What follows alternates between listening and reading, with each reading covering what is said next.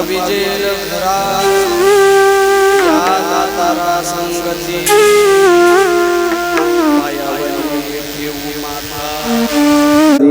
ठेवू माथा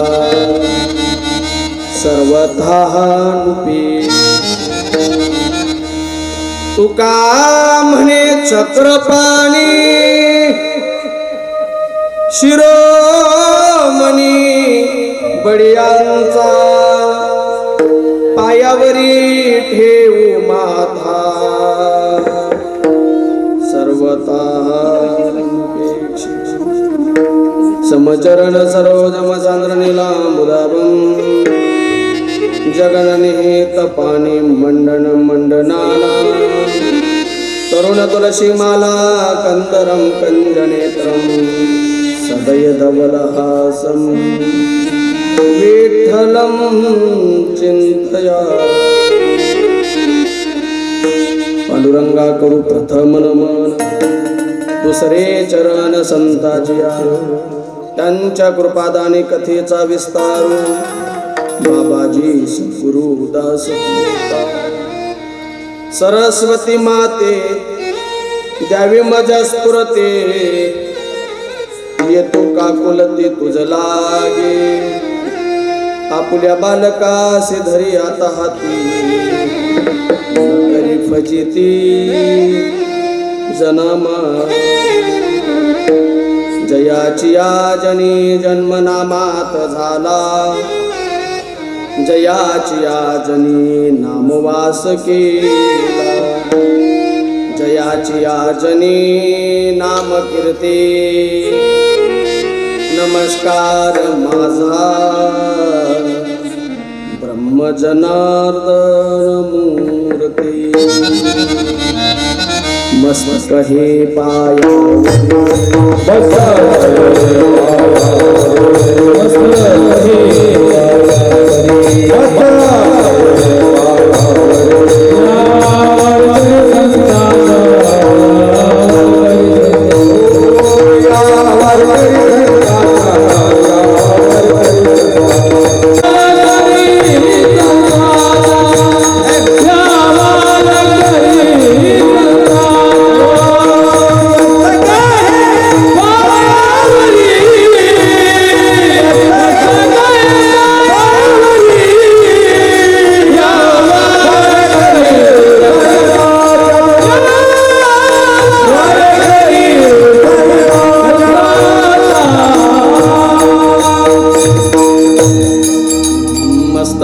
पायावरी या वारकरी संतांच्या ज्याच्या गावी केला वास त्याचे नसावे किंवा न व्हावे उदास आता पाविजेल घरा या दातारा संगती पायावरी ठेवू माथा सर्वतः नुपेक्षे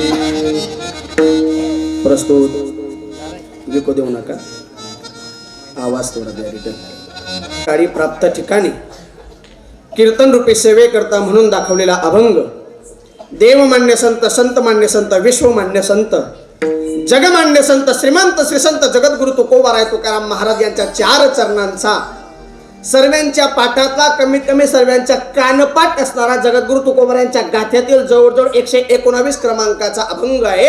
या अभंगातून जगद्गुरु तुकोबाराय उच्च पदाला पोहोचलेल्या वारकऱ्याची दशा आणि परमात्म्याची विविधता स्पष्ट करतायत। विठ्ठल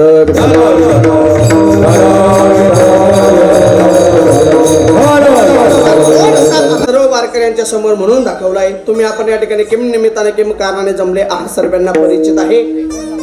परंतु आलेल्या कीर्तनकाराचं आलेल्या वक्त्याचं सांगणं म्हणजे उचित आहे. भगवंताच्या कृपेने साधू संतांच्या आशीर्वादाने थोरा मोठ्यांच्या पदस्पर्शाने पावन आणि पुनीत असणाऱ्या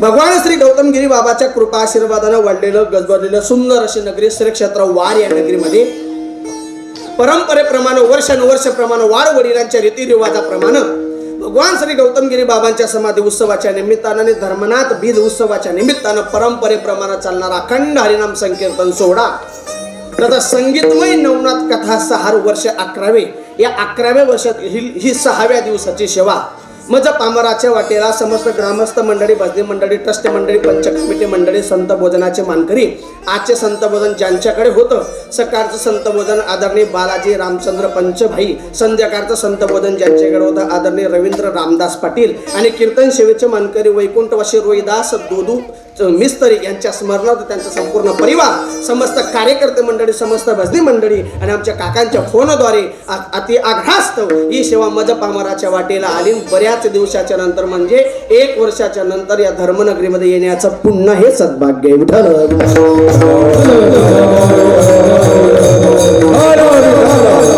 अत्यंत आनंदानं प्रसन्नतेनं परंपरेप्रमाणे हा सोहळा या धर्मनगरीमध्ये अविरतपणे चालत आलेला आहे. अत्यंत गोड वातावरण, सर्व महाराज मंडळी एक आहुनी बडिले, आपल्या सर्वांचे लाडके असणारे आमचे बंधू, नेहमी हसतमुख असणारे मृदंग विशारद आदरणीय निंबा महाराज या ठिकाणी आहेत. आमचे काकाश्री आदरणीय जिभाऊ या ठिकाणी आहेत. एक काका सुद्धा या ठिकाणी आहेत. एक काका आहेत. आपल्या गावातील लहान बालगोपाल विद्यार्थी मंडळी आहेत की खास करून सप्ताह किंवा हरिनामाचा गजर, हरिनामाचा खटाठोप ज्यांच्या करता केला जातो असे लहान सर्व कीर्तनाला आलेले विद्यार्थी मंडळी, भरपूर मुलं कीर्तनाला आहेत. कारण सप्ताह म्हटला का बघा मागे किती गँग बसली, वा याला म्हणतात खरी सेना. एकदम एकजुटीने बसले, ते सर्वांनी कॉन्सन्ट्रेशन केलंय. आनंद आहे. फक्त चप्पल काढून बसा. का बरं चप्पल काढायला लावतो मी? त्याचं कारण आहे चलचित्रात चाललेलं आहे आणि चलचित्रामध्ये तुमचे चप्पल यायला नको आहे का, ठीक आहे. आणि म्हणून सर्व लहान बालगोपाल मी प्रत्येक कीर्तनात सांगतो, लहान मुलं कीर्तनात आणले पाहिजे. का बरं हो? लहान मुलं कीर्तनात का आणावेत तर त्याचं कारण सांगतो. लहान मुलं कीर्तनात आणण्याचं कारण, मुलं कीर्तनात का आणले पाहिजे? कीर्तनाला येणारा तुमचा आमचा मुलगा श्रीमंत होणार नाही. श्रीमंती ज्याचे त्याच्या नशिबाचा कर्तृत्वाचा भागी. कीर्तनाला येणारे तुमचे आमचे मुलं श्रीमंत होणार नाहीत, पण तुमचं माझं म्हातारपण सुखाचं घातल्याशिवाय राहणार नाही. एवढी ताकद या धर्म मंडपाची आहे. म्हणून मुलांना कीर्तनात आणावं लागतं. का बरं हो मुलांना कीर्तनात आणावं? त्याचं कारण सांगतो. भविष्यात तुमच्या माझ्यामध्ये बदलापूर सारखी घटना घडू नये. भविष्यात तुमच्या माझ्यामध्ये बदलापूर सारखी घटना घडू नये. आपला भारत देश बांगलादेश बनू नये असं वाटत असेल तर मुलांना कीर्तनात आणलं पाहिजे. का बरं? आपल्या गावाकडे म्हणे, आयरणी भाषेत म्हणे, सांजोरीना काठ तो कोल्हा जाय म्हणजे पूर्ण सांजा बाहेर फेकस. आणि म्हणून या वयात जर इथं वाकलेत ना आपले मुलं, तर बालपणामध्ये जर इथं वाकले तर उपवर झालेत की तुमचं नक्की संगोपन करतील. का बरं? आम्ही जर बालपणात या स्टेजवर या क्षेत्रात आलो नसतो तर या उपवर या स्टेजवर आलोच नसतो. कुछ पाण्या केली, कुछ खोना पडताय. आणि आम्ही बालपणात खेळण्याचं वय या क्षेत्रात घालवलंय. आम्ही खेळण्याचं वय क्षेत्रात घालवलंय. आमची चर्चा झाली जेवताना बॅट बॉल खेळा टाइमले आमना हातमा टाय होता, ठीक आहे. म्हणजे टाळ आम्ही खेळत नव्हतो, टाळ हाती घेतला त्याचा परिणाम लाईव्ह स्वरूपाची पावती तुमच्या समोर आहे. म्हणून वयातच लेकरांवर संस्कार लादले गेले पाहिजे. आणि त्याचं हे खुला व्यासपीठ, या जगाच्या पाठीवर हे एक व्यासपीठ असं खुले की जिथं संस्काराचे धडे दिले जातात. विठ्ठल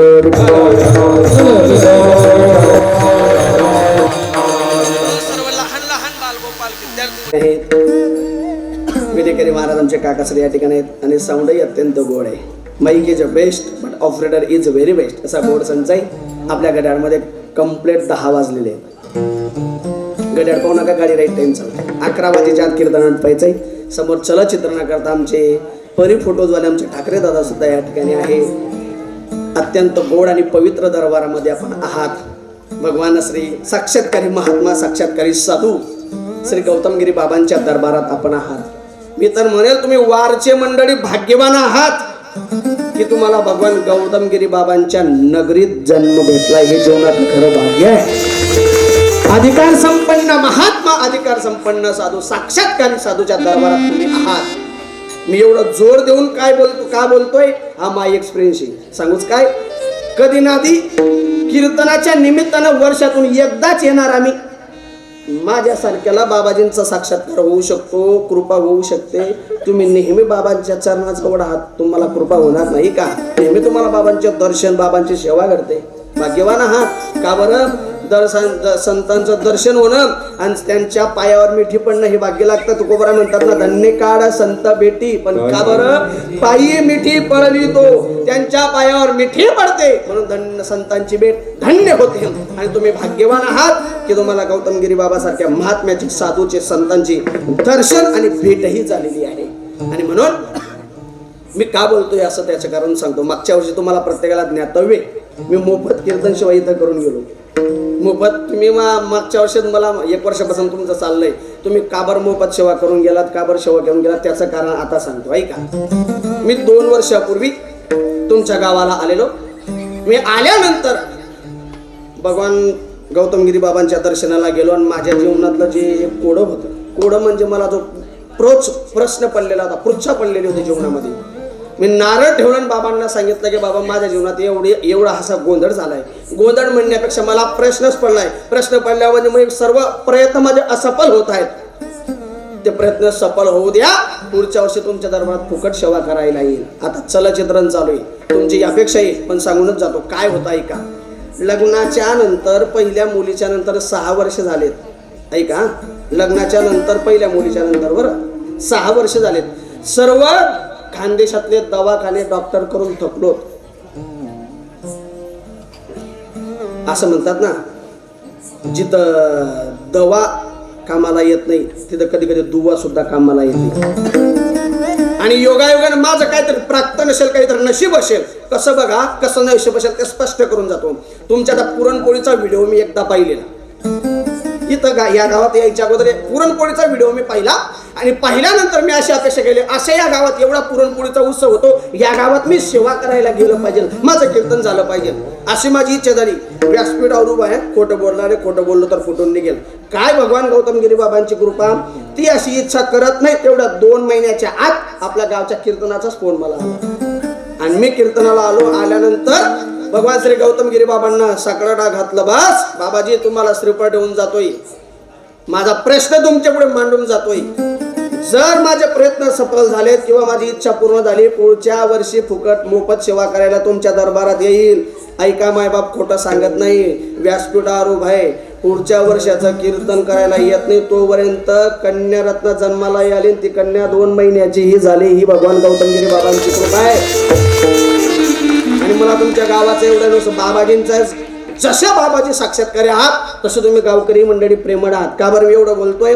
मी आलो मोफत सेवा करायला, इथं आल्यानंतर कार्यकर्त्यांनी मला खूप आग्रह केला, महाराज तुमची काही इच्छा होऊ द्या, पण आमच्याकडून तुम्ही विनामान धनाचे जातायत, आम्हाला कसं तरी वाटतंय, काही करा, थोडं फार का होईना, आमच्याकडून तुम्ही प्रवास भाडं का होईना तेवढं तरी घ्या.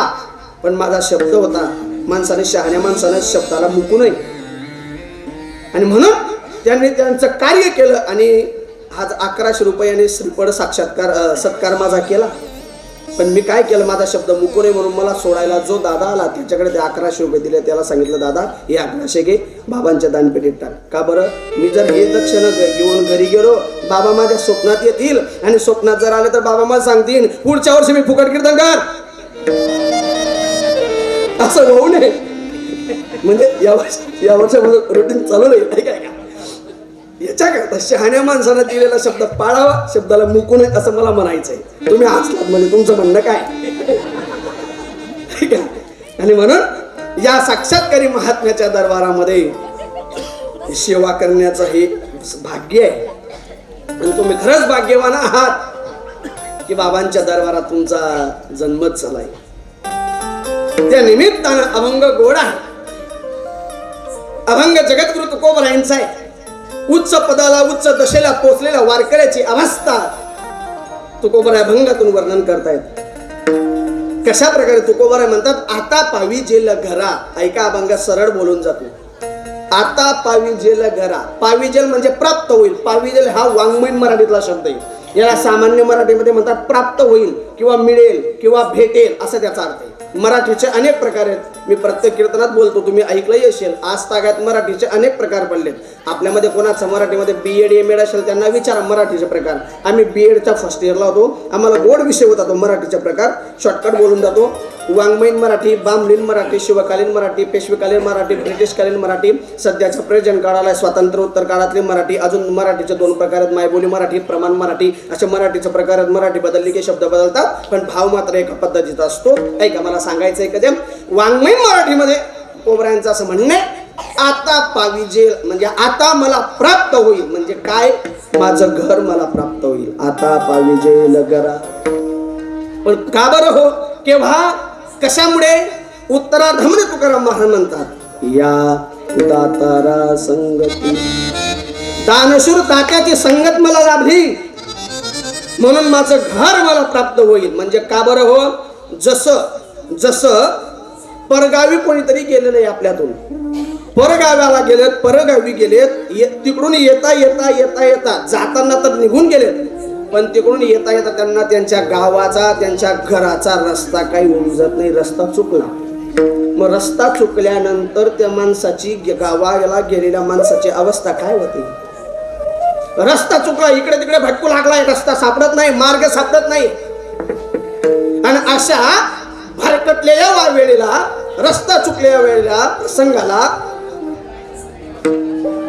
कोणीतरी एक साधक भेटला, कोणीतरी एक मार्गदर्शक भेटला. आणि तो मार्गदर्शक, तो सल्लागार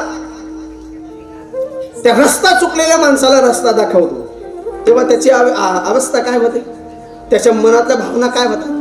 त्या रस्ता दाखवणाऱ्या माणसाने रस्ता दाखवावा त्यावेळी रस्ता चुकलेल्या माणसाच्या ज्या भावना प्रकट होतात तशाच पद्धतीच्या भावना तुकोबराय सांगतात की आता पाविजेल घरा. पण का बरं हो? रस्ता दाखवणारा मला भेटला ना, या दातारा संगती, दानशूर दात्याची संगत मला लाभली म्हणून मला माझं घर भेटेल, माझ्या घराची प्राप्ती मला होईल. एका वारकऱ्याने तुकाराम महाराजांना प्रश्न केला, महाराज दानशूर दात्याची संगत लाभली म्हणून तुम्हाला तुमचं घर भेटेल, पण ऐका माझ्याकडे लक्ष द्या, पण तुम्हाला असं वाटतं का हो तो भेटलेला दानशूर दाता, तो भेटलेला साधक, तो सद्ग्रस्त तुम्हाला तुमच्या गावी पोचवेलच? असं कशावरून? सोपं करून सांगतो, माझ्याकडे लक्ष द्या. तुम्ही गाव जाई ना, रस्ता चुकाय घ्या, रस्ता चुकाय जाऊनंतर तुम्ही ज्या ज्या भेटतस त्या सगळा रस्ता दाखवतस का? सगळा रस्ता दाखवतात त्या सगळ्यात मग एक तरी असा रास होत नाही, जात नाही. एक तरी असा राहतो ना. आणि एखादा जर भेटला लेजिमवाला म्हणजे तो लेजिम केनार जर भेटला तर खरंच सांगा, तो लेजिम केनार तुम्हाला रस्ता दाखवेल का? असं म्हण, दाखवेल तुम्ही झोपेघ्यात का? तुम्ही कसं काय म्हणता? नाही. सर्वात लेजिम केणारा तसा राहतात नाही. काही लेजिम केणारा आपलाच गाडीवर बसायचं ना आपला रस्ता दावाला येतच, इथला इमानदार राहतात. काही दाखवत नाही, तो विषय जाऊ द्या तिकडे. मग तुकाराम महाराजांना त्या वारकऱ्यांना साधकांना विचारलं, महाराज तुम्हाला असं वाटतं का हो तो तुम्हाला भेटलेला सद्ग्रस्त तुम्हाला तुमचं घरच दाखवेल, तुम्हाला तुमच्या घरापर्यंत पोहोचवेल असं वाटलं का? तुकाराम महाराज म्हणतात, जर आम्हाला तसं वाटत असेल की त्या भेटलेल्या दानशूर दात्यानं, सद्ग्रस्तानं आम्हाला आमचं घर दाखवलंच पाहिजे असं जर आम्हाला वाटलं, आम्हाला काही शंका येत असेल तर आम्ही काय करू? त्याच्या पायावर माथा ठेवू. जर एखादा माणूस आपल्याला जर आपला मार्ग दाखवत नसेल तर आपण त्याला काय करतो? विनंती करतो, हात जोडतो की नाही? परक्या ठिकाणी गेलात तर कोणाला आपण काय करतात? रस्ता विचारायला, का हो दादा, काका, आप्पा असंच विचारणार ना? का असं? अरे कुंडाने कोठे, वार कोठे असं विचारशात का? त्याला कार्य म्हणल्यानंतर तो आपले आरे म्हणे. असं झालं मग आपल्याला विनंतीपूर्वक किंवा आदरातिथ्य देऊन विचारावं लागेल ना. तसं तुकाराम महाराज म्हणतात, तो दानशूर दाता संगती मला त्याची लाभली ना, मग मी काय करेल? त्याच्या पायावर माथा ठेवेल. आणि शहाण्या माणसानं जर एखाद्याला शरणागती केली, एखाद्याचं दर्शन घेतलं, एखाद्याचे पाय पडला तर ज्याचं दर्शन घेतलं, ज्याला शरणागती गेली, तो शहाणा माणूस, त्याला मार्ग दाखवला शिवाय राहत नाही किंवा अभयदान दिल्याशिवाय राहत नाही. आणि म्हणून तुकाराम महाराज म्हणतात, त्या दानशूर दात्याला मी शरण गेल्याच्यामुळे काय होईल, तो माझी कधीही उपेक्षा करणार नाही. पायावरी ठेवू माता सर्वतः नुपेक्षे, कधीही नुपेक्षा करणार नाही. आणि मग का हो तुकाराम महाराज मान्य, त्या दानशूर दाता तुम्हाला भेटला, तुम्हाला तुमच्या गावाला तो नेईल, पोचवेल, तुम्ही त्याला दर्शन त्याचं केलं, त्याचे पाय पडलात तुम्ही, तुम्हाला तो पोचवेल. पण खरे तुम्हाला तुमच्या गावी पोचवत असताना, इथून तुम्हाला तुमच्या गावापर्यंत नेईल, तुमच्या घरापर्यंत नेईल, नेत असताना परकीय लोकांनी जर त्याला त्रास दिला तर, परकीय लोकांनी जर त्याला त्रास दिला तर, परकीय सामर्थ्याने त्रास जर दिला तर, तुकाराम महाराज म्हणतात नाही नाही नाही नाही, मला ज्याची संगत लाभलेली, जो मला दानशूर दाता म्हणून, जो मार्गदर्शक म्हणून सद्ग्रस्त भेटलाय ना, त्याला कोणीही त्रास देऊ शकत नाही. का बरं नाही, आपल्यापासून तर आपल्या घरापर्यंत सर्व सत्ता त्याची, येथून या तेथवरी आता नाही सत्ता अनेकांची, त्याच्याशिवाय कोणाचीही सत्ता नाही येते. म्हणून तो सत्ताधीश मला भेटलाय, माननीय तुकाराम महाराज. दानशूर दाता सत्ताधीश म्हणून भेटला, पण परगावाला गेलाय. सत्ता जरी याची असली, पण परकीय सामर्थ्य जर जास्त असलं तर, समोरच्याची ताकद जर जास्त असली तर, तुकोबा तेही उत्तर देतात, मला जो दानशूर सद्ग्रस्त भेटलाय ना, तो नुसता सर्व सत्ताधीश नाहीये, तर सर्वात ताकदवान आहे, बलवान आहे. नवे नवे सर्वात ताकदवानांचा, बलवानांचा शिरोमणी आहे, त्याचं नाव चक्रपाणी आहे. तुका म्हणे चक्रपाणी शिरोमणी बडियांचा, पायावरे ठेवू माथा सर्वता नुपेक्षे.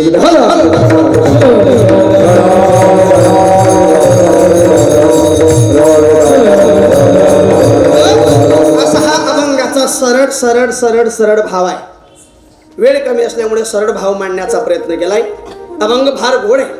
अभंगातून श्रीमंत श्रीसंत जगद्गुरु तुकोबराय उच्च पदाची असणारी वारकऱ्याची अवस्था सांगतायत. एक दिवस असं झालं, तुकोबराय आपल्या देहू गावामध्ये आपल्या घरात, आपल्या घराजवळ किंवा आपल्या उंबरठ्यावर किंवा आपल्या अंगणात बसलेले.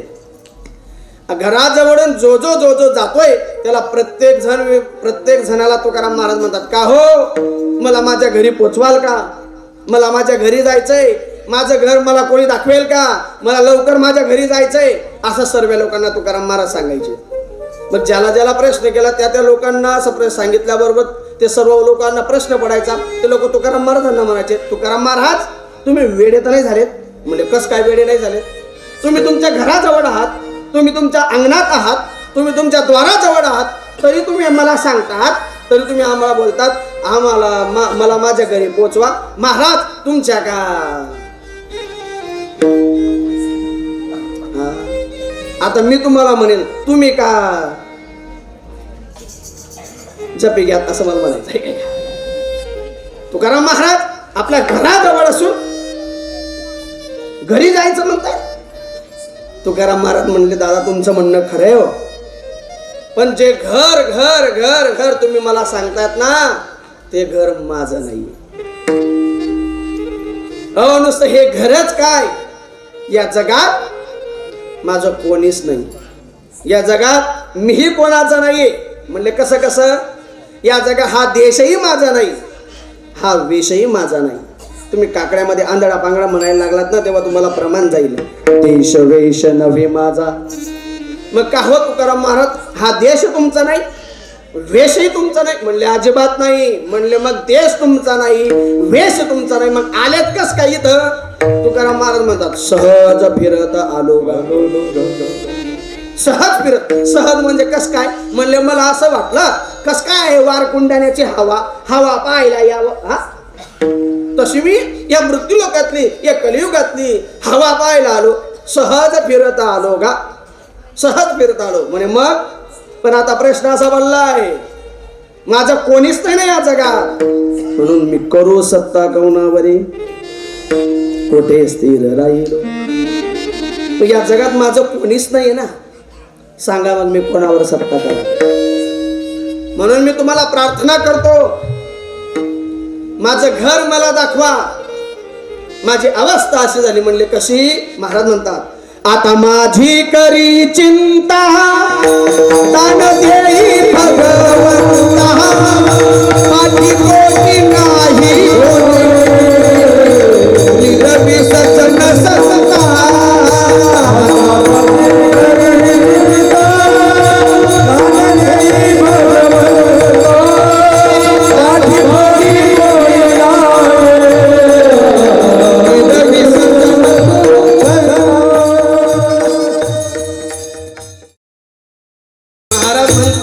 आता माझी खरी चिंता जगात माझं नाही. अहो शरीर जे आहे ना, हे शरीर सुद्धा माझं नाही. नवे नवे 5 ज्ञानेंद्रिये, 5 कर्म इंद्रिये, 11वं मन, हे सुद्धा माझं नाही. याच्यावर सुद्धा प्रारब्धाची सत्ता आहे म्हणले, हे सुद्धा माझं नाहीये. या जगात माझं कोणीच नाही. म्हणून मी खूप प्रयत्न करतोय माझ्या घरी जायचं, पण करावं काय?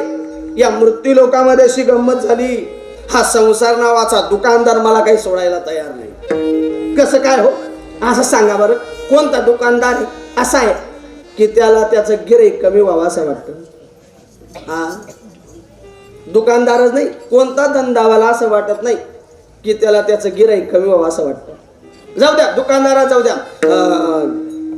धंद्यावालाच जाऊ द्या. असा कोणता कीर्तनकार आहे त्याला असं वाटतं माझ्या तारखा कमी व्हाव्या? कीर्तन करायला वाटत ना, कोणालाही वाटणार. पण काय करावं? हा संसार नावाचा दुकानदार मला सोडायला तयार नाही. कोणत्या ना कोणत्या येणं प्रकारे कोणत्या ना कोणत्या कुलप्या माझ्या तोंडात देतो आणि मला दाबून धरतोय. मी खूप प्रयत्न करतोय. मला तर हा संसार नावाचं हे दुकान आवडतच नाही हो. मृत्यू लोक मला आवडायलाच तयार नाही. पण करावं काय? आता माझी अशी अवस्था झाली. म्हणले कशी? माऊली ज्ञानेश्वरीमध्ये सांगतात तशी. कशी? एखाद्या दरिद्री माणसाला जसं दारिद्र्य आवडत नाही, एखादा रोगी माणसाला जसा रोग आवडत नाही, तशी माझी अवस्था झाली. आगा रोगा काय रोगी या, आवडे दरिद्री दरिद्री या. महाराज म्हणतात रोगी माणसाला रोग आवडत नाही, दारिद्र्य माणसाला दरिद्री आवडत नाही, गरिबी आवडत नाही. आता असं मला सांगा बरं, तुम्ही बसलेले मंडळ असं सांगा, तुम्हाला कोणाला असं वाटतं मला गरिबी मिळावी, मी गरीब राहावं असं कोणाला वाटतं? नाही हो. किती का गरीब राहिना पण तरी त्याला असं वाटतं आपल्याजवळ थोडाफार का होईना. हा, काय पाहिजे? काय पाहिजे?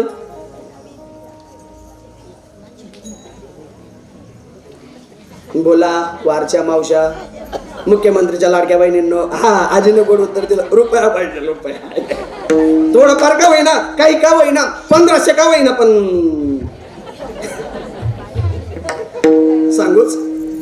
सांगूच कसं शेजारने पैसे पडले, आपल्याला कादर पडले नाही असं कोणाला वाटतं? माझ्या शेजारने 3 महिन्याचे पैसे पडावेत आणि मला 1 रुपया बी पडू नये असं कोणाला वाटतं का? बोट वर करा बरं, त्या मावशीचा सत्कार करू आपण. असं कोणालाही वाटणार. नुसतं 1 महिन्याचा पगार आपल्याला पडला नाही, लगेच त्या पगारवाल्याकडे कारण मन पगार कसं काय पडणार नाही. हा, असं होतं की नाही? म्हणजे याचा अर्थ असा आहे की गरिबी कोणाला आवडत नाही. मला रोग व्हावा, मला आजार व्हावा असं कोणाला वाटतच नाही. तसं मला सुद्धा अशी गत झाली. म्हणले तुकाराम महाराज म्हणतात मला सुद्धा हा मृत्यूलोक आवडायला या म्हणजे मला आवडत नाही. पण करावं काय?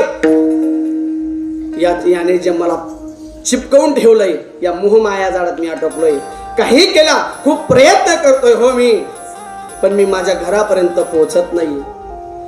काही करा, मला माझ्या घरापर्यंत पोहोचवा असं तुकोबरांच्या मनामध्ये चाललेलं आहे. पण तुकोबरांच्या मनातला शुद्ध भाव त्या जगदानी परमात्म्यानं ओळखला आणि पांडुरंग परमात्म्यानं ओळखल्याबरोबर त्या तुकोबरांना साक्षात्कार दिला. आणि तुकोबरांना साक्षात्कार झाल्यानंतर तुकोबरांना प्रसन्नता प्राप्त झाली. आणि प्रसन्नता प्राप्त झाल्याच्या नंतर तुकोबरांच्या मनातून कानापासून तर मनापर्यंत एक भाव प्रकट झाला. तो भाव म्हणजे कोणता? अभंगाच्या पहिल्याच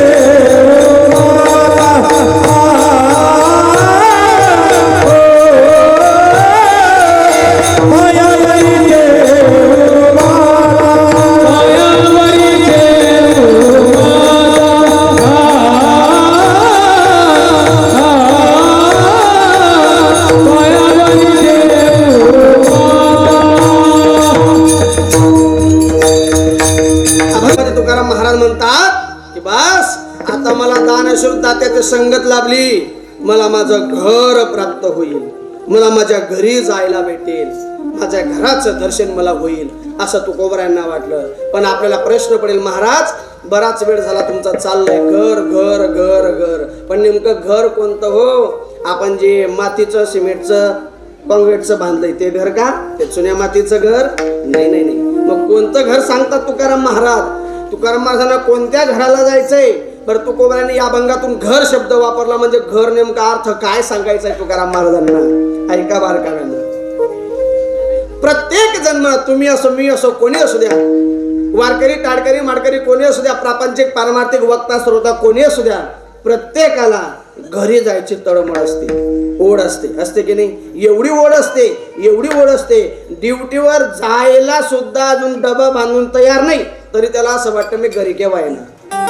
म्हणजे कसं कसं अजून तो 2 गाव मध्येच आहे, 2 गाव मध्येच अजून, तरी त्याला असं वाटतं मी केव्हा वारला जाणार आणि केव्हा कीर्तन करून घरी येणार. वाटतं की नाही?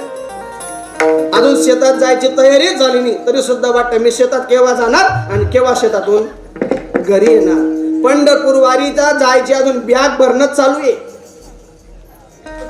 गंगासागरला जायची अजून बॅग भरायची तयारी, तरी सुद्धा असं वाटतं मी केव्हा गंगासागरला केव्हा पंढरपूरला जाणार आणि केव्हा परत घरी येणार. प्रत्येकाला घरी जायची अपेक्षा आहे. जो नतो केव्हा घरी जाणार, प्रत्येकाला घरी पोहोचायची तळमळ असते. मग कसं कसं उदाहरण सांगतो बघा. आपण सर्व वारकरी आहात, आपण पंढरपूरला नेहमी जातो की नाही? जातो ना? पण कसं जातो? हाई वरीस तर ते वरीस असं जातो ना? पण एकनिष्ठ वारकरी कमीत कमी 2 वेळा जाईल. आषाढी कार्तिकी पंढरीची वारी साधन निर्धारी आन नाही. पण ऐका, वारीला जात आहेत, गेलो आपण वारीला, पण आपण नेहमी वारी करणारे मंडळी आहेत. नेहमी वारी करणाऱ्या मंडळीमध्ये काय होतं, एखादा एक तरी असा येतो की तो पहिल्यांदाच किंवा कधी ना कधी वारी करणारा असतो. मग आपण वारी करणार आहेत म्हणून पंढरपूरला गेलोत ना, आपण 8 दिवस जरी पंढरपुरात थांबलो तरी आपलं पंढरपुरात मन भरत. आपल्याला असं अजून वाटतं की अजून आपण 2-4 दिवस तरी राहिलं पाहिजे. वाटतं की नाही? एकनिष्ठ वारकऱ्याला, हंगामी वारकऱ्यांना सांगत एकनिष्ठ वारकऱ्याला असं वाटतं. आता आम्ही सर्व महाराज मंडळी कधी पंढरपूरला गेलो ना, आम्ही पंचमी पासून जातो तर 12शी पर्यंत राहतो महाराज मंडळी, तरी आम्हाला वाटतं की अजून थोडंफार आपण राहायला पाहिजे होतं. का बरं? सर्व पंढरपुरात काय होतं, पूर्ण महाराष्ट्रातले सोबत शिकलेले सर्व महाराज मंडळी किंवा सर्व वारकरी मंडळी भेटतात. म्हणजे काय आनंद होतो, आवडीचे धनी फेडावया, म्हणजे माझी या जातीचे मज भेटो कोणी, या जातीचे सगळे भेटतात ना, म्हणून वेगळा आनंद असतो वारीचा. जाऊ द्या, मला सांगायचं आहे कधी. मग बरेच दिवस आपण राहावा अशी अपेक्षा असते, पण आपल्यामध्ये एखादा असा असतो की तो पहिल्यांदा किंवा कधी ना आलेला, त्याला वारीचं महत्व कळतं की नाही कळतं. मग तो आपल्याला काय करतो, दर्शन झालं की झालं लगेच आपल्याला काय म्हणतो, आबा होई घेन दर्शन, नानमाय हो काकू होई घेन दर्शन, चला मग लगेच दुपारी कारबो होई घेन प्रदक्षिणा, चला मग का हो होई घेन सर्व कैकडे बाबांना दर्शन विगे, तनपुरे बाबांना दर्शन विगे, गोपाळपुरांना दर्शन विगे, चला ना. दुसऱ्या दिवशी म्हणजे का हो ताकडी उडबान दर्शन विगे, चला ना वेगे ना प्रदक्षिणा, चला ना. असं त्याचं चालतं. कोणाचं? कधी ना वारकरी आलेला आहे तो. मग असं आल्यानंतर आपण तो आपल्याला चला घरी घरी केव्हा जाणार, घरी केव्हा जाणार, घरी केव्हा जाणार असं म्हणायला लागल्याबरोबर तुम्ही आपण संतापात त्याला म्हणतो, का रे काय घर लावं, घर काय तू न काय काय काय काय हा बोला पुढचा शब्द का म्हणा का. मी असं मला सांगायचं आहे. पुढचं तुम्ही दुसरं काही विपरी असलं म्हणा काही का, घरी काय खायचं का बरं, काय आपलं घर. तसं आपण अभंगात पाहूयात. जो नको तुम्ही म्हणतात घर लावलंय महाराज, काय एवढं घर जायला, काय एवढं घर. पण घर म्हणजे नेमकं काय? पण तुकोबरांनी घर हा शब्द वेगळ्या पद्धतीने वापरला. तुकोबरा म्हणजे अद्वैत वेदांती होते आणि अद्वैत वेदांताचा सिद्धांत फार वेगळा आहे. ऐका माय बाप, तुकोबराय घर सांगतात, पण घर म्हणजे नेमकं कोणतं, या जीवाचं घर कोणतं आहे तर या जीवाचं घर पाहायला गेलं तर ते खरं घर म्हणजे ईश्वर किंवा परब्रह्म परम तत्व हे जीवाचं घर. ऑगस्टाईन नावाचे फार मोठे विचारवंत होऊन गेलेत आणि या विचारवंताचं मत आहे गॉड इज हिज होम, म्हणजे देव हेच जीवाचं घर आहे, शिव हेच जीवाचं घर आहे, परब्रह्म हे जीवाचं घर आहे, परम तत्व हे जीवाचं घर आहे, म्हणजे देव हे जीवाचं घर आहे. म्हणजेच महाराजांना असं सांगायचंय हा जीवच देव आहे. कसं कसं? तुकोबरांच्या प्रमाणे तुका म्हणे हातो सोये परब्रह्म मूर्ख नेने वर्म संत चरण मूर्ख नेने वर्म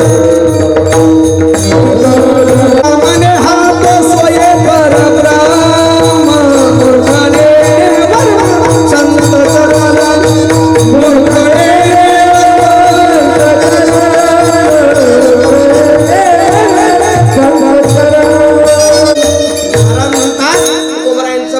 तुका म्हणे हा तो सोय परब्रह्म, हा जीवच परब्रह्म आहे, हा जीवच परम तत्व आहे, हा जीव म्हणजेच शिव आहे. म्हणजे मी वासुदेव तत्वता जीवच देव आहे, आपणच देव आहात, आपल्यातच देव आहे. आपल्यातच म्हणजे कसा देव आहे?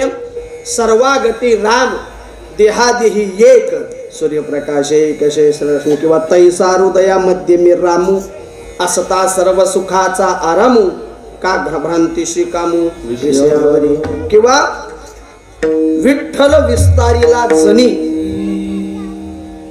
किंवा विठ्ठल जडी स्थळी भरला देता ठाव नाही विरला आज म्या दृष्टीने पाहिला विठ्ठलाचे विठ्ठल जीवच देव आहे, हा जीवच शिव आहे आणि शिव हेच जीवाचं घर आहे. का हो महाराज?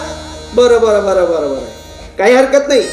जीवच शिव आहे, शिवच जीव आहे आणि देवच हे जीवाचं घर आहे असं तुम्ही आम्हाला सांगतात. देवच आपल्यात आहे, आपणच देव आहात असं तुम्ही आम्हाला सांगतात. देव प्रत्येकाच्या हृदयात आहे असं तुम्ही आपल्याला सांगतात. विठ्ठल प्रत्येकाच्या हृदयात आहे, विठ्ठल जडी स्थळी काष्टी पाषाणी आहे, विठ्ठल प्रत्येकाच्या ठिकाणी व्यापक आहे असं तुम्ही आम्हाला सांगता. आणि आज अभंगातून त्या घरापर्यंत, देव नावाच्या घरापर्यंत पोहोचायचंय असं कशाला सांगतात? एवढा घोड कसा काय मांडतात, एवढा पेच आम्हाला कसा मांडतात तुम्ही? तर त्याचं कारण आहे का? तुकोबराय जीव शिव असूनच, जीव शिव असूनच सुद्धा शिव नावाच्या परम तत्वाला का पोचायचं कारण सांगतात, का पोचायचंय सांगतात. तर त्याचं कारण आहे का? थोडा खिचकट विषय पण सोपं करून सांगण्याचा प्रयत्न करतो. एक मंदिर होत, मंदिर होत. कशा करता बोलतो मी सर्वांनी कानही उघडे करा आणि माझ्याकडे लक्ष द्या. जीव शिव असून तर शिव पदापर्यंत का पोचायला जायचंय तुकाराम महाराजांना का पोचायला सांगतात? मंदिर होतं, मंदिराच्या बाहेर भरपूर असे भीक मागणारी मंडळी, भिकारी बसलेली होती आणि बरेच मंडळी तुमच्या माझ्यासारखे बरेच वारकरी रोज मंदिरात दर्शनाला जात आहेत. आणि रोज मंदिरात दर्शनाला गेलात का तिकडून दर्शन करून आलात की प्रत्येक भिकाऱ्याला रुपया 2 रुपया रुपया 2 रुपया देत आहे. देतात ना? आपण देतात का?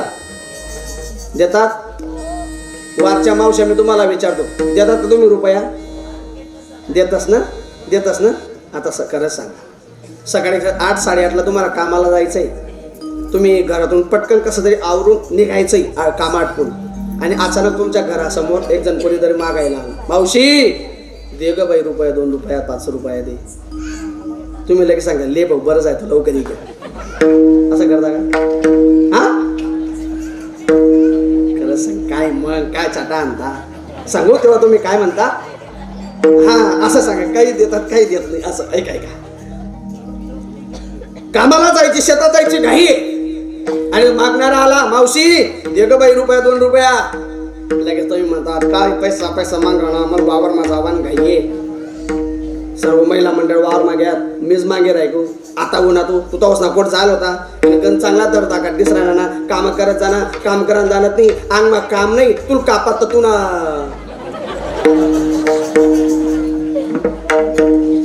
ओ माय देऊ नको पण कमीत कमी दिले कापू नको. किती रुपया करता?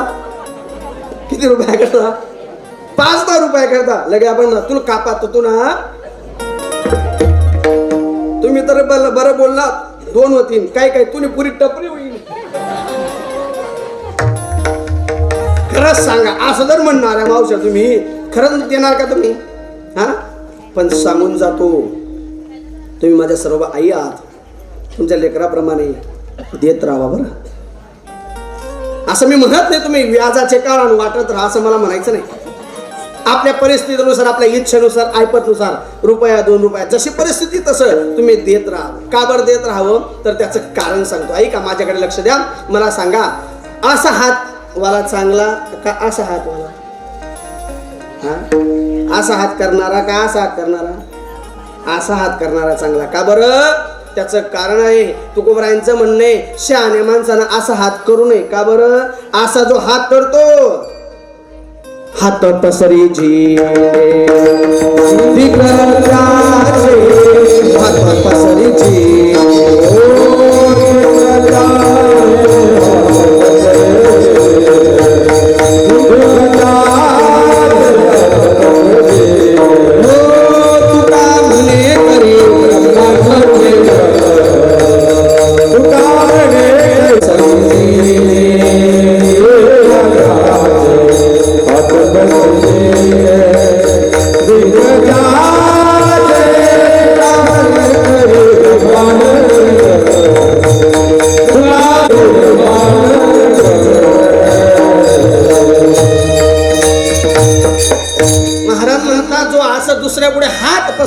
तुकोबरायांचं म्हणणे हात पसरी जिने धीक त्याचे त्याचं जगणं लाजीरवाणी त्याचं जगणं धीक आहे.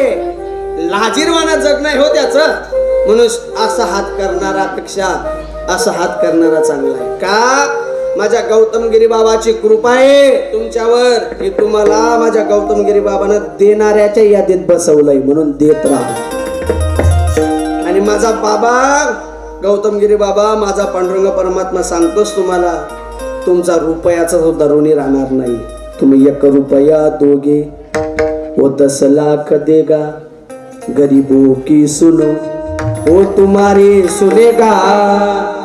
तुम 1 रुपया दोगे वो 10 लाख देगा. म्हणून देत राहावं. आपल्या ऐपतीप्रमाणे द्यावं पण देत राहावं. असं म्हणतात आम्ही शाळेत असताना मला शिकवायचे जो देतो तो देव. जे देव पदापर्यंत आपण पोहोचतो म्हणून देत राहावं. म्हणून दान करत राहावं. दान केलेलं कधीही कामाला जातं. दानाचे अनेक प्रकार आहेत. कधीही कामाला येईल हो दान केलेलं. कसं सांगूच काय सोपं करून सांगतो. द्रौपदी मैयानं कृष्ण कन्हैयालाल भगवान बाकेबी हरिलाल कृष्ण परमात्म्याच्या थोडं बोटाला लागलं. परमात्म्याने काय केलं थोडस आपल्या परमात्म्याला बोटाला लागल्याबरोबर त्या मैयानं आपली साडी थोडीशी भालली आणि साडी फाडून साडीचं थोडस त्याला काय म्हणतात आपल्या भाषेत चिंदी थोडीशी चिंदी दिली देवाला आणि बोटाला बांधली. देवाला दिली ती देवाच्या नावानं देवा करता दिली ना. चिंदी बांधी ते द्रौपदी हरीच्या बोटाला. परमात्म्याने ते चिंदी स्वीकारली आणि परमात्मा सांगतात चिंता करू नको ग ताईडी या चिंतेचा उपकार पेलल्याशिवाय राहणार नाही. एवढे वस्त्र पुरवले द्रौपदी मैयाला. श्री गुरु डोंगरेजी महाराज भागवतात सांगायचे श्री गुरु डोंगरेजी महाराज त्यावेळेचा प्रसंग असा झाला. साडीत द्रौपदी मैया का द्रौपदी मैयात साडी हे ओळखलं जात नव्हतं. एवढ्या ढेगभर साड्या माझ्या परमात्म्याने दिल्या. तो परमात्मा चिंधीवर सुद्धा ठेवत नाही. आपण दान केलेलं तो परमात्मा कसा आपला उपकार ठेवेल. म्हणून शहाण्या माणसानं दान करत राहावं. थोडं फार का होईना परिस्थितीनुसार करत राहावं. जे शक्य आहे ते दान करत राहावं. आणि म्हणून त्या मंदिरातून दर्शन करून आलात का लोक त्या भिकारी मंडळीनं ₹2 असं दान देत आहे. असं बऱ्याच वर्षापर्यंत चाललं. असं बऱ्याच वर्षापर्यंत चालू असताना एक दिवस प्रसंग असा घडला. त्या भीक मागणाऱ्या भिकारी बाबांमधून एक भिकारी बाबा मेले. मेल्यानंतर रोज मंदिरात दर्शनाला येणारे मंडळी आता अजून प्रश्न सापडतो तुम्ही मंदिरात लोकांना दक्षिणा देता का असं म्हणायच्या अगोदर मंदिरात जाता का असं विचारावं लागेल. काय म्हटलं मी? दक्षिणा देतात का असं म्हणायच्या अगोदर मंदिरात जातात का मंदिरात जर जात नाही तर दक्षिणा मंदिरात जावं. वर का गेलं पाहिजे, मंदिरात का जावं त्याचंही कारण सांगतो. मंदिरात दर्शनाला का जावं त्याचं ऐका, फार मोठं गोड कारण आहे. आपल्या गाडीतल्या चाकातली हवा गेली तर ती हवा भरायला कुठे जावं लागतं. हवा तर सर्वत्र आहे की नाही, हवा सर्वत्र आहे ना, सर्वत्र आहे की नाही. मग त्या गाडीच्या चाकातली हवा भरण्याकरता विशिष्ट दुकानावर जावं लागतं ना. जसं गाडीतल्या चाकातली हवा भरण्याकरता पंक्चर दुकानावर जावं लागतं, तसं या चाकातली या गाडीतली हवा भरण्याकरता देव नावाच्या दुकानात जावं लागेल. आणि म्हणून मंदिरात गेलं पाहिजे. दिवसभराचे चार्जिंग होईल याच्याकरता गावोगावी मंदिर बांधावेत आणि रोज मंदिरात दर्शनाला गेलं पाहिजे. प्रसन्नता वाटते बरं, खूप प्रसन्नता ते जीवन, दिवस सुखरूप आणि आनंदात जातो मंदिरात गेलं की, दर्शन केलं की. आणि म्हणून मंदिरात दर्शन करणाऱ्या मंडळींनी पाहिलं हे भिकारी बाबा मेले, पण हा बाबा कोणत्या गावाचा आहे, कोणत्या जातीचा आहे, कोणत्या धर्माचा आहे, काहीच त्या लोकांना माहिती नाही. का बरं? शहाणा माणूस काय करतो, ज्याला दान द्यायचं आहे तो दान देणारा माणूस समोरच्याची पात्रता पाहत नाही, तो समोरच्याचा जात पाहत नाही, काहीच पाहत नाही. तो फक्त देऊन मोकळा होतो, हे घे बो आणि जाय बाबा. मग त्या लोकांना, मंदिरात दर्शन करणाऱ्या लोकांना माहिती नाही हे आजोबा, हे भिकारी बाबा कोणत्या जातीतले. मग काय करावं, यांचा अंत्यसंस्कार कसा करावा काही उमजना. मग 2-4 लोकांनी ठरवलं, मग या बाबाला जाणण्यापेक्षा, जाडून अंत्यविधीचा खर्च करण्यापेक्षा आपण काय करावं, पुरून टाकावं. सर्वांना पटलं, बरोबर, चांगलं पुरून टाकू. मग माझ्यासारखे 2-4 पोरं म्हणले, आजोबा का हो, या भिकारी बाबाला पुरायचंय. मग कुठं पुरायचं? मग वयस्कर अनुभवी लोक काय असतात, अनुभवी लोक म्हणले असं करा रे, इकडे तिकडे काही पुरू नका. म्हणले काय करावं मग, आयुष्यभर ज्या जागेवर बसून भीक मागितली त्या जागेवर काय करा, पुरून टाका. मग माझ्यासारख्या तरुण पोरांनी ज्या जागेवर भिकारी बाबा बसायचे त्या जागेवर खड्डा खोदला. आणि खड्डा खोदल्याबरोबर झालं काय, त्या खड्ड्यात 2 हंडे निघाले. कशाचे?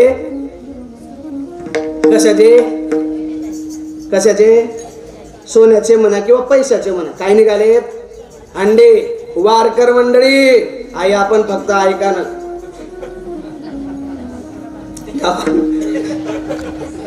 पुरं मंदिर ना अवती बहुतेक खोदी टाक्षात काही सापडावणे. हे फक्त ऐकून गेली तर सोडून घ्या. का मला सांगायचं काय, खड्डा खोदला, 2 पैशाचे हंडे निघाले. कुठं? ज्या जागेवर बसायचे भिकारी बाबा. भिकारी बाबा कशावर बसत होते मग? पैशावर. आता मला सिद्धांत काय सांगायचा आहे का, आयुष्यभर पैसावर बसून पैसाच मागितला. काय? पैसावर बसून पैसा मागितला, पण तो त्या जमिनीतला पैसा त्याचा झाला नाही. तसं देवासोबत राहून देवाच मागितला, पण आयुष्यभर देवाच आपला होत नाही. आणि याच उच्च पदाला पोहोचायचंय. आणि म्हणून तुकोबाराय म्हणतात, आता पाविजेला गरा या दातारा संगती तुमची माझी गत होऊ नये. आणि म्हणून तुकोबाराय म्हणतात, या देव नावाच्या घराला पोहोचण्याकरता परमात्म्याची संगत, परमात्म्याची कृपा असावी लागेल. आणि तो दानशूर दाता, ते दानशूर दात्याची मला संगत झाली, त्याची माझ्यावर कृपा झाली. कारण तो दाता मला दानशूर आहे आणि त्याची संगत मला भेटली. कसा दानशूर आहे तर तोची एक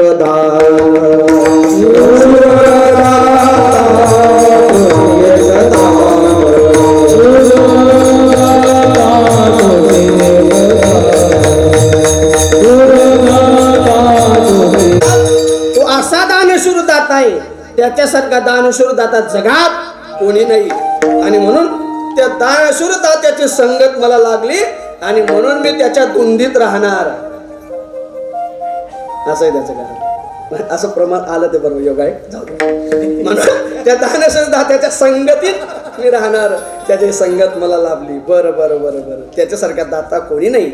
म्हणून माझ्यावर तो नेहमी माझी इच्छा पूर्ण करेल, मला माझ्या घरापर्यंत तो पोहोचवेल. का हो तुकाराम महाराज, तुम्हाला असं वाटतं की मला दानशूर दात्याची संगत भेटली, पण सांगा ना तुकाराम महाराज, तुम्हाला त्याची संगत लाभली, पण तुम्हाला असं वाटतं का त्यानं तुमची संगत केलेली? संगत केव्हा महत्वाची, केव्हा ठरेल? संगत केव्हा महत्वाची ठरेल? केव्हा आपण समोरच्याची संगत केली पण तो आपली संगत स्वीकारेल. संगत सांगण्यापेक्षा मैत्री सांगतो. तुमची एखाद्याशी मैत्री झाली किंवा मैत्री होईल पण केव्हा आपली मैत्री करायची खूप इच्छा आहे पण त्याची इच्छा असेल तेव्हाच मैत्री होईल ना. का एक हात एकच काय आपल्या भाषेत एक हाते टाळी वाजत मी एका हाताने मैत्री होणार एका हाताने संगत होणार. मग संगत समोरचा स्वीकारेल मग तो परमात्मा दानशूर दाता म्हणून भेटला.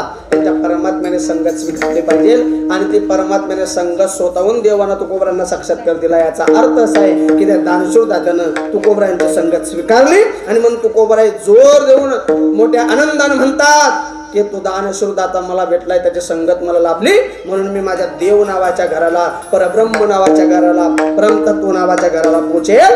आणि जर समजा यदा कदाचित असं वाटलं की तो परमात्मा तो दानशूर दाता संगत मला लागू देणार नाही मला माझ्या घरी पोहोचू देणार नाही असं जर वाटत असेल तर मी त्या देवाची शरणागती करेल त्याच्या पायावर नतमस्तक होईल अभंगाच्या दुसऱ्या चरणामध्ये. पायावरी ठेव माता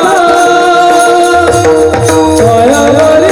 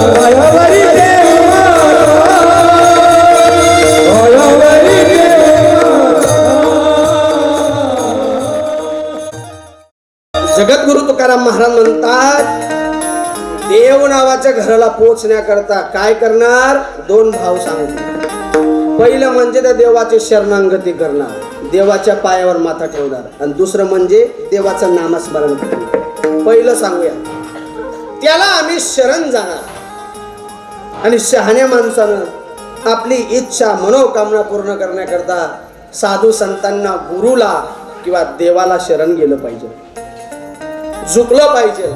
का बरं हो जो झुकतो ना तो टिकतो म्हणून झुकलं पाहिजे. कसं कसं प्रमाण सांगतो. नम्र झाला भूता गेले बोललेले अनंता किंवा तुका म्हणे जाण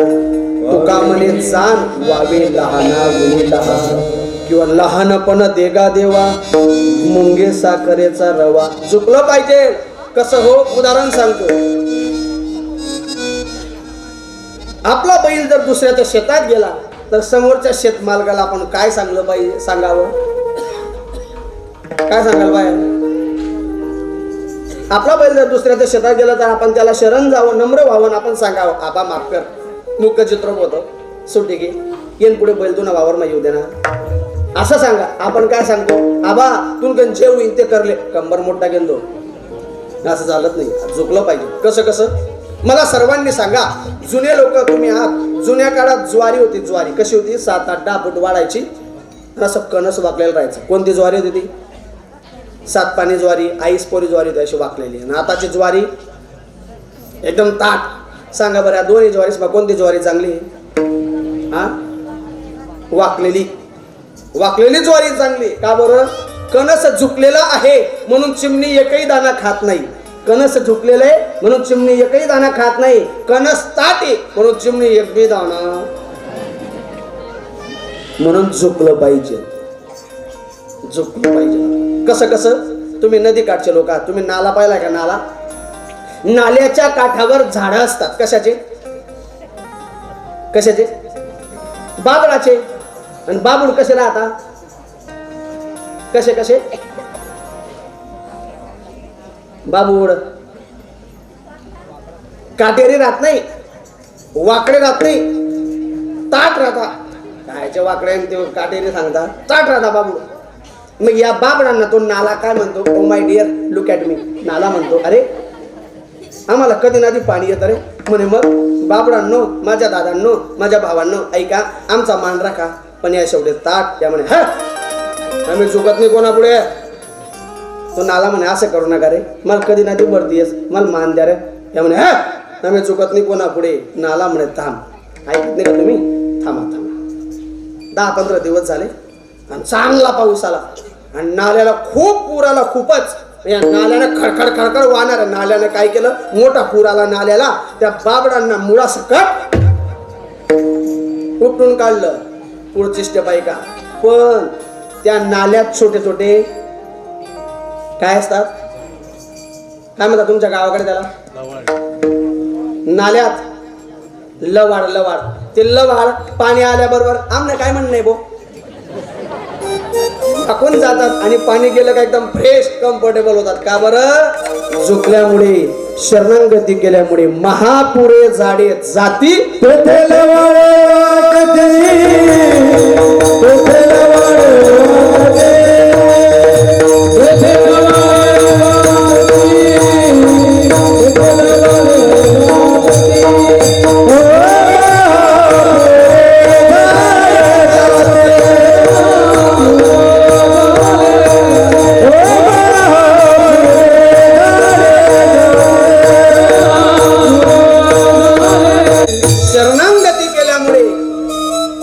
लव्हाड वाचले. अजून दुसरा पुरावा सांगतोय, प्रमाण सांगतो. शुद्ध भाव ठेवून शरण जा, काय होईल? म्हणून या शरण झावे सर्व भावे देवासी. काय होईल? सर्व भावानं तर त्याला शरण गेलं. महाराज म्हणतात, तो हा उतरेल पार भव दुस्तर नदीचा. संसारूपी दुस्तर असणारा प्रवास तुमचा सोपा होईल. संसारूपी नदीतून तुम्ही पार व्हाल. कारण संसार कसा आहे? अत्यंत दुःखाचा आहे, अत्यंत यातनेचा आहे, अत्यंत कष्टाचा आहे. कसा संसार आहे? एकदाचा प्रसंग सांगतो, मग कळेल तुम्हाला. मी नेहमी बोलतो, ऐकलंही असेल तुम्ही. एकदा असं झालं, एका काकाला लग्नाला जायचं. संसार कसा आहे याच्यावर बोलतो. काकाला लग्नाला जायचंय. काका रात्रीच तयारी करत आहे. सकाळी लवकर उठू, थंड पाण्याने आंघोळ करू, चांगली गाडी, चांगली जागा, लग्नाला निघून जाऊ, अशी काकाची तयारी चालली. काका सकाळी उठलेत, सेंट परफ्यूम कपड्याला फ्रेश वगैरे केलेली आहे, सुंदर पोशाख परिधान केला आणि बरोबर 7 वाजेला काका घराच्या बाहेर निघाले. निघाल्याबरोबर ती मावशी म्हणते, अहो लग्नाला चाललेत? म्हणे मग एवढ्या सकाळी रोज नाश्ता केल्याशिवाय जाईना, आज का बरं घाई करतायत? म्हणे लग्नाला जायचंय. म्हणे मग चांगली गाडी, चांगली जागा, लग्नाला निघून जाऊ, म्हणून लवकर चाललोय. म्हणे असं करा, जा तुम्ही लग्नाला, पण थोडासा नाश्ता तर करा. काका म्हणले, अजिबात नाही. म्हटले, अहो ऐका ना, थोडा खा ना. नाही सांगणार. म्हणे का बरं? आटे काय खाऊ? ते मावशी म्हणे, अहो थोडासा पोरस ना, ताजा पापड आहे त्याचा काही जा. नाही सांगणार तुला. ती मावशी म्हणजे उर्मिला होती का? असे लक्ष्मण भगवंता करता ताट धरेल. ही आपली मावशी वैशी लग्न जा. मावशी विनवणी करून काय काय ना ऐकलं नाही हो, गेलेत लग्नाला. आता सर्व वारच्या मंडळी मला सांगा, लग्नाला तुम्ही बस स्टँडला गेलात, नवरदेवचा बाप एक गाडी लावतो का? 4 गाड्या. 4 गाड्या. पहिली गाडी कोणती? जिच्यावर नावं असतात, दिलवाले दुल्हनिया ले जाएंगे, प्रारंभ सहजीवनाचा, हे असे नावं टाकतात लोक. आता हे कॉमन नावं झाले. मी सटाणा तालुक्यात एक नाव वाचलं होतं, फार गोड होतं ते नाव. वाचलं मी माझा असलो बरं का संदीप दादा. मी विचार केला तेव्हा, आपली पण नवी गाडी आली की आपल्या पण हेच नाव टाकायचंय. फार गोड होतं. नवरदेव नवरीची गाडी आली, असं लग्न आटपून, आणि माझं कीर्तन होतं तिकडे. संध्याकाळी नवरदेव नवरीची गाडी पुढे चालते. आता नवरदेव नवरीची गाडी ओळखली जाते, सर्व तिला सजवलेली असते, सगळी सजवलेली गाडी. आणि त्यानं मस्त त्या नवरदेवानं पाठीमागे गाडीवर नाव टाकलेलं होतं. शेवटी मामाचीच केली. म्हटलं धन्यवाद, असं नाव टाकायचं. जाऊ दे तिकडं. असं मार्मिक बोलावं लागतं, ते समजणे वाला काही इशारा काढते. असे हे कॉमन नाव असतात नवरदेवच्या गाडीवर. पहिली नवरदेवची गाडी, नवरदेवच्या बापच्या लग्नात गाड्या लावतो, पहिली नवरदेवची गाडी. दुसरी सेकंड गाडी त्या नवरदेवच्या वरांनी म्हणताना नवरदेवन बाप पुढे उन्हा मोती पयर्त उन्हा. तुमच्या गावात पण आहे का सर म्हणताना? खरंच सांगा बरं, कोणता नवरदेवचा बाप मोती पेरतो? तिन्ना भावना काढत उन्हा, पाचना भावना फेडत उन्हा, इकडून तिकडून बोचकत उन्हा. यायले म्हणे द्याना, जवायले म्हणे द्याना, सोनं बलतं मागं मी जायले ना चौड्या तिकडं आहे का. यंदा सेकंड हँड का. तिसरी लक्झरी, या आप्पा दादा तात्या नाना आप्पा या या बस बसा ट्रॅव्हल. तिसरी आणि चौथी ट्रक खरवड्यातले तुम्हाला मनासारखा सरका पुढे सरका सरका. आणि अशा चौथ्या ट्रक मध्ये या काकाचा नंबर लागला. कोणता काका? नाश्तावाला काका. आता ट्रक किती भरलेली? खालची कॅबिन ज्येष्ठ महिला मंडळ, ट्रकची वरची cabin WhatsApp Facebook YouTube PUBG free fire reel star. वरची कॅबिन ट्रकची आहेत का तुमच्याकडे? ते आहेत का? त्या निम्ना डांगा धरणारा अशा गाडी पुढे चालली जात आणि या डांगात भरायला गाडीचं मागचं कवर तेच, त्याला काय बोलतात आपल्या भाषेत? फालक. सगळी गाडी पोत्यासारखी भरेल. आता सांगा, अशी पोत्यासारखी भरलेली गाडी निघाली गावाच्या बाहेर. अशी थोडीशी बारी होती, थोडासा घाट होता, त्या घाटाच्या पायथ्याला गाडी लागली. आता सर्वजण मला सांगा, अशी घाटाच्या पायथ्याला लागलेली गाडी नेमकी जाईल का? पायथ्याला गाडी लागली घाटाच्या, गाडी पंक्चर झाली. गाडी पंक्चर झाल्याबरोबर कोणी कुठे कोणी कुठे कोणी कुठे कोणी कुठे. हाऊ भाऊ ड्रायव्हर का? कोण? ड्रायव्हरला म्हणे का हो दादा किती वाजतील? म्हणे पाय भो कमीत कमी चाक इथून काढलं जाईल, गावात जाईल, पंचर काढला जाईल, इथं आणाईन, इथं चिपकवलं जाईल, मग गाडी जाईल. काय रे भाऊ कितला वाजतील? म्हणे देख भाऊ कमीत कमी एक तरी एक चाकरा ड्रायव्हरने सांगावा. आणि काकाचे इंडिकेटर लागले. मग काका म्हणे चांगलं सांगे हो काहीतरी. असा एक मोठा डोंगर पाहिला, त्या डोंगरात जिकडे तिकडे दगडच दगड. एका दगडावर जाऊन बसले काका, सहानवटीला हात लावून एका दगडावर जाऊन बसलेत आणि पश्चाताप करतायत. असं खालून एक आजोबा म्हणले का रे हा कधी असा इमोशनल होईना, काय कारण आहे? आजोबा काटे टेकत टेकत टेकत त्याच्याकडे. अरे काय आलं? चांगलं सांगेव. म्हणे कोण? मनबाई. काय सांगत होती? लग्नाला चालले, थोडा नाश्ता करून जा, पोरांचे ताजेभाव खाऊन जा, पोहे खाऊन जा. पण मी ऐकलं नाही. म्हणे का बरं? लग्नाला येण्याची घाई. मग तू काय सांगायचा? म्हणे बा तेवढ्या आजोबा म्हणे थांब थांब थांब, रडू नको, छातीवर दगड ठेव. हा छातीवर दगड ठेव, खरंय. रडू नको नेमकं सांग झालं काय? तू काय सांगायचं? एकच सांगायचं म्हणे आटे काय खाऊ. आता बाबांनी काय उत्तर दिलं? बाबा म्हणे खाय ना कव्या कव्या दगड याचे याचे. माझा मुद्दा संपला. काकाला पश्चाताप पुढे आले त्या डोंगरात. पण डोंगरात पश्चाताप करण्यापेक्षा घरच थोडंसं खाई देता. पण जिथं दुःख आहे, जिथं यातना, जिथं कष्ट, जिथं स्ट्रगल आहे, जिथं पश्चाताप आहे, तो आपला संसार आहे. आणि या संसाराची वाट सुकर करायची असेल, या संसारूपीने तिथून पार व्हायचं असेल तर महाराज सांगतात शुद्ध भाव ठेवून तेव्हा देवाची शरणागती करावी. म्हणून या शरण जावे सर्व भावे देवाची, तो अवतरेल पार. आणि बाबा दुस्तर नदीचा, आणि या दुस्तर अशा नदीचा प्रवास मला सुकर करायचा आहे. आणि तो परमात्मा सुकर करून घेण्याकरता आम्ही त्या परमात्म्याची शरणागती करणार. म्हणून तो गोपाळ म्हणतात पायावरी ठेवो माता सर्वतानुपेक्षी.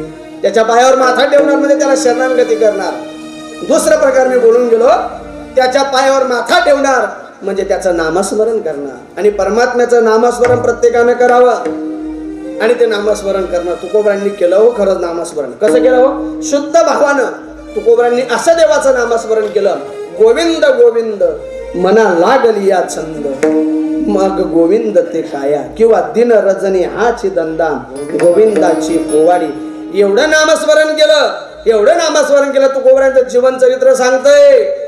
नामस्मरण करता करता करता त्यांनी शारीरिक व्याधी आली तेव्हाच त्यांनी वेळ वाया घालवला. अन्यथा त्यांनी नामस्मरणच केलं. शिंक जांभडी खोकला इतुकाची वेळ वाया गेला. एवढं नवे एवढं नामस्मरण झालं तुकोबरांचं, तर तुकोबरांकडून स्वतःची जीभ सुद्धा तुकोबरांकडनं आवरली जात नाही. कशामुळे? नामस्मरणाचं वेळ लागल्यामुळे. कसं कसं?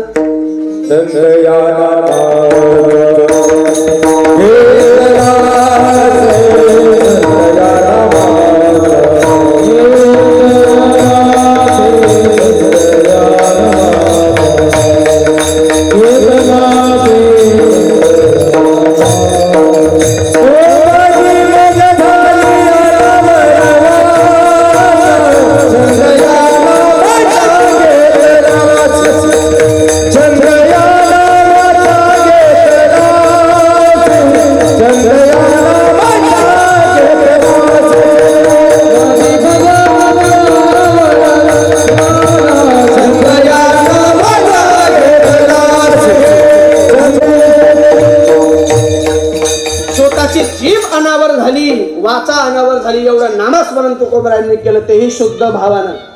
तुमच्या माझ्यासारखं नाही. आपलं नामस्मरण असे, आपली देवाची भक्ती अशी कशी? स्वार्थापोटी. कसं कसं स्वार्थापोटी? आपण स्वार्थापोटी कशी भक्ती करतो?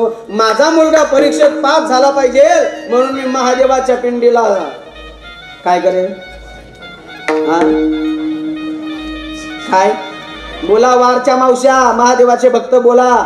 माझा मुलगा परीक्षेत पास झाला पाहिजे म्हणून मी काय करेल? महादेवाला बेलाचं पान आणि मध लावेल. मध म्हणजे सर. दोन पोऱ्याने अभ्यास करा. मी दम नाही, आपल्या भाषेत अभ्यास करणार नाही आणि पोरगा पास होईल. येणार का तो महादेव? उदाहरण सांगतो. मी अभ्यासच करणार नाही. कीर्तनात काय गोधड्या सांगणार? हा, अभ्यास केल्याशिवाय तर येईल जमल का? तसा अभ्यास केल्याशिवाय मुलगा पास होईल का? आणि मग अभ्यासच मुलाचा नाही, कितला दिन तुम्ही श्रद्धा लावा म्हणजे महादेव प्रसन्न होईल. म्हणजे आपल्याशी हे स्वार्थापोटी भक्ती. तोडगा आपण पाहतो ना, काय केलं तर काय होईल, काय केलं तर काय होईल. नाही तेव्हा ते देवाचं तोडगा कामाला येईल. कसं कसं गुण लागत नाही तर गौतमगिरी बाबा सारखी दुवा आली की तो गुण लागल्याशिवाय राहत नाही. हे असं हे कामाला येईल. प्रयत्न करून प्रयत्न सक्सेस करण्याकरता मी देवाच्या बापाचा बाप. म्हणजे कसं कसं उदाहरण सांगतो बघा. कसं तर ऐका. अमावस्येची रात्र आहे. तुम्ही 11 वाजेला दुड्याला उतरलात आणि जवळजवळ या रस्त्यानं नकाने लागतं काय, नकाण्यापर्यंत तुम्ही आला. नकाण्यावरून वारला यायचंय आणि 11:30 पावणे 12 झालेत. तुम्ही नकानं सोडलं. पूर्ण किर्र अंधार आहे. आता नकाण्याच्या लाईट दिसत नाही, पुढे वारमधले लाईट दिसत नाही आणि पूर्ण अंधार आहे. 11:30 पावणे 12 झाले. आणि मग जेव्हा इकडे तिकडे लाईट दिसत नाही तेव्हा स्वतःच्या लाईट लागतात. त्याला आपण सध्याच्या भाषेत बोलतो इंडिकेटर. आपले इंडिकेटर लागतात तेव्हा. मग आपल्याला वाटतं 11:30 पावणे 12 झाले, खूप अंधार आहे, अमावस्याची रात आहे. बघा आज योग आहे, अमावस्या अमावस्याची रात आहे, किर्र अंधार आहे आणि पावणे 12 झालेत. पावणे 12 वाजता या रस्त्यानं अमावस्याच्या रात्री गोपाल महाराजचं कीर्तन होतं. असं का होतं? पण ते वारमध्ये होतं, रस्त्यात नाही. अमावस्याच्या रात्री काय होतं मग आला तुमच्या लक्षात. मग त्यावेळेला आपले इंडिकेटर लागलेले. मग आपण देवाचं भजन चालू करतो. कसं भजन? थोडं बेसूर होईल पण फार गोड. प्रयत्न करतो म्हणायचा. जब जब राम पे विपदा आए हो,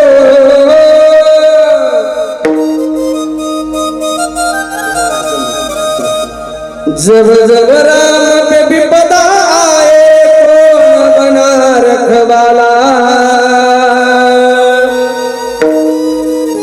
मेरा बजरंग बाला हो, मेरा बजरंग बाला, मेरा बजरंग बाला हो, मेरा बजरंग बाला हो, बजरंग बाला हो, मेरा बजरंग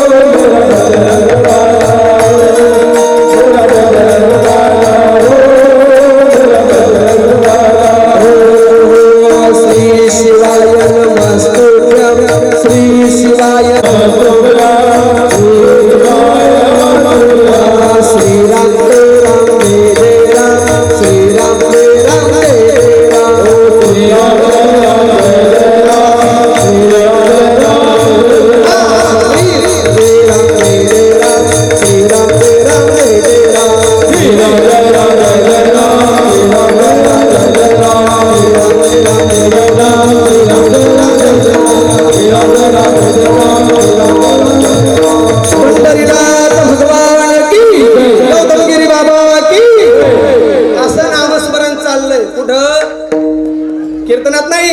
त्या रस्त्यात आणि असं नामस्मरण करता करता करता करता आपल्या गावचे लाईट दिसलेत. लाईट दिसल्याबरोबर लगेच आपण मंत्र बदलला, झुमकावाली.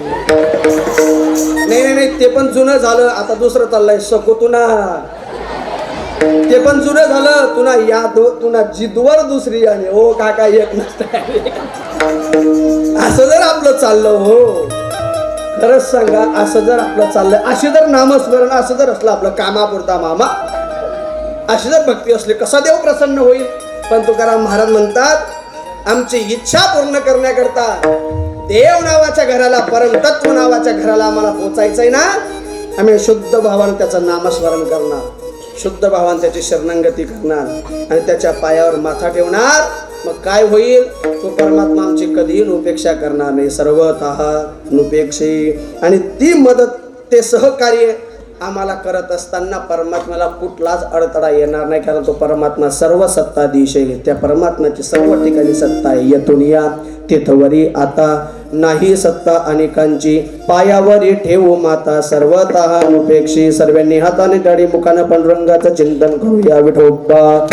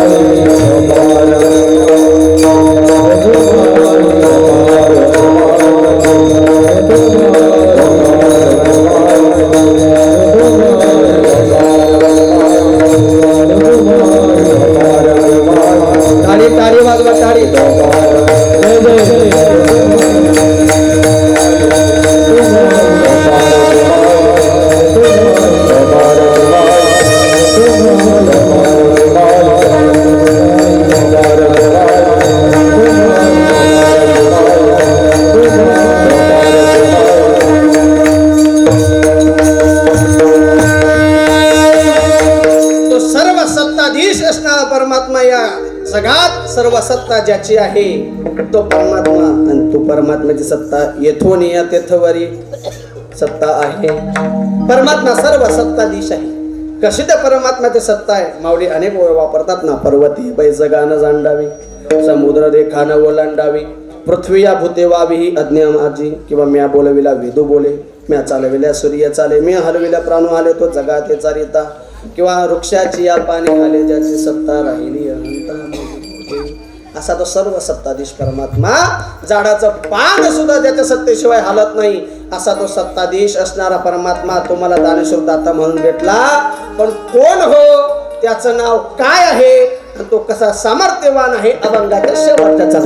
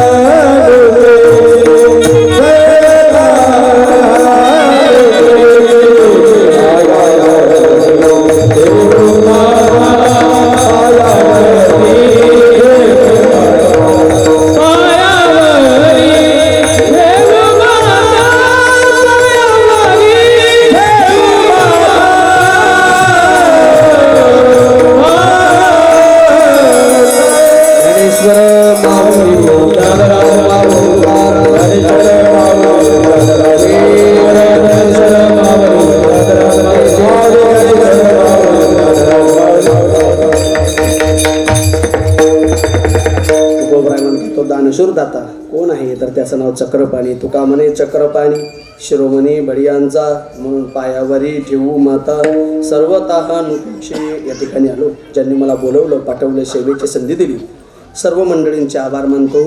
दोन्ही सत्रातले संत भोजनाचे मानकरी, सकाळी संत भोजन होतं आदरणीय बालाजी रामचंद्र पंचबाई, संध्याकाळी संत भोजन होतं रवींद्र रामदास पाटील, त्यांचे आभार. आजचे कीर्तन सेवावते वैकुंठवासी रोहिदास दोदू मिस्त्री यांच्या स्मरणार्थ त्यांचा संपूर्ण परिवार सर्व मंडळींचे आभार मानतो. भगवान श्री गौतमगिरी बाबांच्या दरबारामध्ये परंपरेप्रमाणे हा सोहळा चाललेला आहे. संगीत नवनाथ कथासार, महाराष्ट्रातील सुप्रसिद्ध कथाकार, कीर्तनकार, शिवचरित्रकार, शिवशाहीर हरिभक्तपरायण आदरणीय गोपालजी महाराज चिमठाणेकर महाराजांच्या अमृतमय वाणीतून आपण नवनाथ कथासार श्रवण करीत आहात. परंपरेप्रमाणे ही कथा आपल्या गावात चाललेली आहे. सोहळा धर्मनाथ बीज निमित्तानं बाबांच्या समाधी उत्सवाच्या निमित्तानं आहे. सर्व महाराज मंडळी असतील यांनी गोड साथ दिली. आमच्या गुरुबंधू मंडळी सर्वांचे आभार मानतो. साऊंडवाले आमचे दादा सुंदर ऑपरेटिंग केले, तुमचे आभार. चलचित्रणाकरता आमचे परिफोटोचे मालक ठाकरे दादा, तुमचे आभार. तुम्ही सर्व गावकरी मंडळी गेल्या 3-4 वर्षापासून स्वतःच्या मुलासारखं मला जीव तुम्ही लावतायत. सर्व मंडळी आमच्या काकांची नेहमी फोन येतात मला. सर्व मंडळींचे आभार मानतो. तुम्ही खूप प्रेमळ आहात. असाच प्रेमळपणा तुमच्या जीवनामध्ये राहावा. तुम्हाला सर्वांना भरभराटी यावी आणि सर्वांच्या शेतमालाला चांगला भाव मिळावा असे भगवान गौतमगिरी बाबांच्या चरणी प्रार्थना करूया. कारण तुमचा भाव वाढला, आमचा भाव कायमचा वाढेल, कायमचा. पण ब्रँड होता, ब्रँड आहे, ब्रँड राहणार. त्याचं नाव शेतकरी राजा आहे आणि शेतकरी सुखी झाला हे जग सुखी झाल्याशिवाय राहणार नाही. म्हणून कीर्तनातलं सर्वच पुण्य शेतकऱ्यांकरता अर्पण करूयात. शेतकऱ्यांना सुखीचे आनंदाचे दिवस मागूयात. एवढंच प्रेमानं बोलूयात. सर्व प्रेमळ मंडळींना पुन्हा प्रेमाचा रामकृष्ण हरी करून याच ठिकाणी थांबूया. विठ्ठल